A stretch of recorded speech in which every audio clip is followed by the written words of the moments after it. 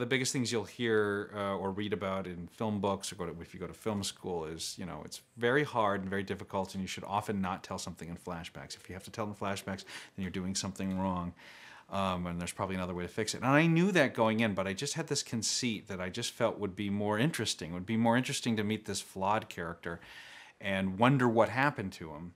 And that question, the answer to that question would be slowly doled out throughout the movie. So I told the whole backstory in pieces. And, you know, the movie's about the father, so I really wanted to have you understand sort of the whole journey that he had gone through and the sacrifice that he had made to be where he was at as a father.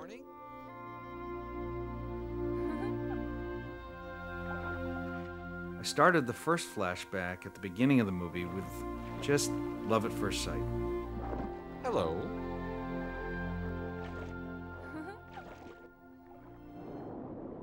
I was getting advice from my peers here at Pixar that why don't you just try telling this backstory at the very beginning, just tell it linearly.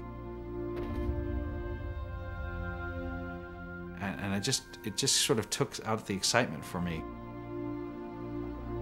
But after about a year and a half of just seeing people not like the father again and again and again, I couldn't ignore it. And I thought, well, it's not gonna hurt to just privately try cutting it that way.